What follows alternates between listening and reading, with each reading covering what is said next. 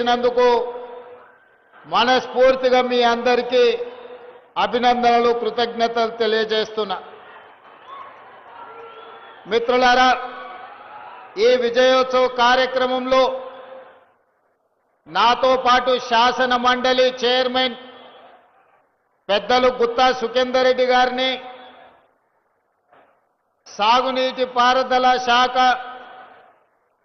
మరియు civil supplies minister, మీ అభిమాన నాయకులు పెద్దలు ఉత్తమ్ కుమార్ రెడ్డి గారిని, అదేవిధంగా దేవరకొండ నియోజకవర్గ ప్రజలకు ఎప్పుడు ఏ అవసరం వచ్చినా పూత వేస్తే పలికే మంత్రివర్గ సభ్యులు సోదరులు కోమటిరెడ్డి వెంకటరెడ్డి గారిని, అదేవిధంగా సహచర కమ్యూనిస్టు సోదరులు, శాసన మండలి సభ్యులు నెల్లికుంట సత్యం గారిని, అదేవిధంగా మిర్యాలగూడ శాసన సభ్యులు బత్తుల లక్ష్మారెడ్డి గారిని, నాగార్జున సాగర్ శాసన సభ్యులు యువమిత్రులు కుందూరు జయవీర్ రెడ్డి గారిని, అదేవిధంగా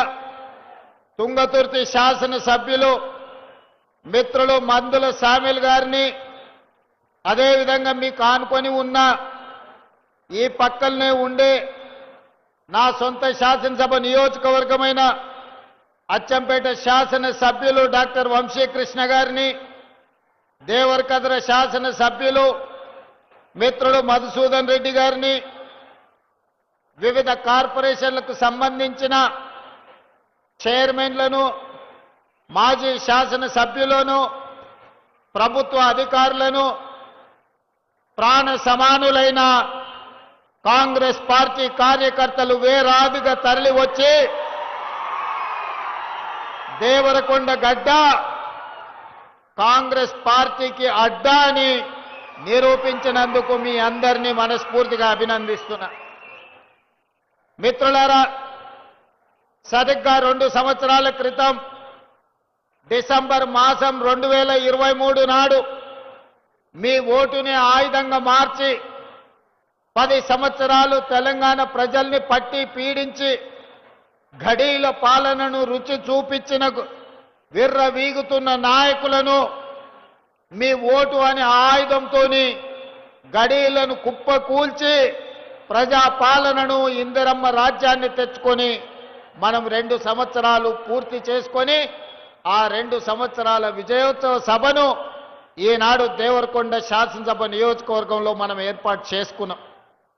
మిత్రులారా, ఇవాళ మీరు ఆలోచన చేయండి. ఈ నల్గొండ జిల్లాకు ఒక చైతన్యం ఉన్నది. ఈ నల్గొండ జిల్లాకు, ఈ ప్రాంత గాలికి నీరుకు ఒక పోరాట పౌరుషం ఉన్నది. ఆనాడు నిజాం నవాబులు ఇక్కడి ప్రజల్ని పీడిస్తున్నప్పుడు, ఈ ప్రాంతం మీద ఆధిపత్యం చెలాయిస్తున్నప్పుడు, ఈ ప్రాంతంలో దోపిడీకి పాల్పడుతున్నప్పుడు, ఈ ప్రాంతానికి విముక్తి కలగాలి, భూమి కోసం, భుక్తి కోసం, విముక్తి కోసం సాయుధ రైతాంగ పోరాటాన్ని నిర్మించి ఆనాటి నిజాము ప్రభువులనే దిగంతాలకు తరిమి కొట్టిన ప్రాంతం ఈ నల్లగొండ ప్రాంతం. ఈ ప్రాంతం గురించి చర్చించాలి అంటే ఓ రావి నారాయణ రెడ్డిని, ఓ ఆరుట్ల కమలాదేవిని, ఓ మల్లు స్వరాజ్యంను, భీమిరెడ్డి నరసింహారెడ్డిని, ఒక ధర్మ భిక్షంను, ఒక దొడ్డి కొమరయ్యను తలుచుకోకుండా ఈ నల్లగొండ జిల్లా చరిత్ర అసంపూర్తిగానే ఉంటుంది అని మనం అనుకోవచ్చు. కొండా లక్ష్మణ్ బాపూజీ గారి త్యాగం వల్ల కొండా లక్ష్మణ్ బాపూజీ గారు నిలవ నీడనిస్తే పార్టీని పెట్టుకున్న వాళ్ళు వారు మరణించినప్పుడు కనీసం పరామర్శించడానికి కూడా ముందుకు రాలే. అదేవిధంగా ఈనాడు డాక్టర్ బాబాసాహెబ్ అంబేద్కర్ గారి వర్ధంతి, వారిచ్చిన రాజ్యాంగ స్ఫూర్తి, రాజ్యాంగం యొక్క హక్కు ఈనాడు తెలంగాణ రాష్ట్రం ఏర్పడడానికి పునాదులు వేసింది. శ్రీమతి సోనియా గాంధీ గారి త్యాగం, డాక్టర్ బాబాసాహెబ్ అంబేద్కర్ గారు ఇచ్చిన స్ఫూర్తి, ఆర్టికల్ 3 ప్రకారం ఈనాడు మనం తెలంగాణ రాష్ట్రాన్ని ఏర్పాటు చేసుకున్నాం.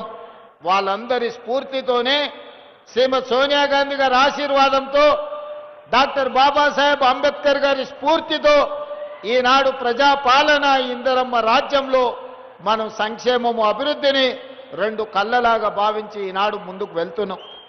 మిత్రులారా, ఇప్పటి దగ్గర పెద్దలు ఉత్తమ్ కుమార్ రెడ్డి గారు చెప్పిండ్రు, ఆనాడు 10 సంవత్సరాల పాలనలో ఏ పేదవాడి కూడా రేషన్ కార్డు ఇవ్వాలి, పెళ్ళైన కోడలు ఇంటికొస్తే కనీసం ఆ కోడలు పేరు ఇంటి రేషన్ కార్డులో చేర్చాలన్న సోయి గత ప్రభుత్వానికి లేకుండే. తల్లిగారింటి నుంచి అత్తగారింటికి వచ్చినప్పుడు భూమి లేకపోయినా ఇల్లు లేకపోయినా ఆ పేదవాళ్లకు ముఖ్యంగా గిరిజన ఆడబిడ్డలకు రేషన్ కార్డులో పేరుంటే ఆ కుటుంబ సభ్యురాలు అయినట్టుగా గుర్తింపు ఉండేది. కానీ ఆనాటి ప్రభుత్వం 10 సంవత్సరాలు ప్రజలు చెప్పులు అరిగేలా తిరిగినా పేదలకు రేషన్ కార్డు ఇవ్వాలన్న ఆలోచన చేయలేదు.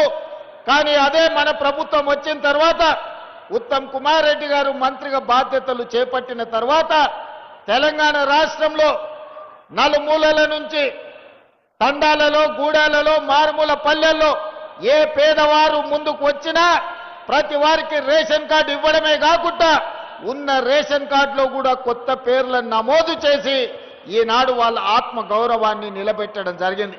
ఒక్క దేవరకొండ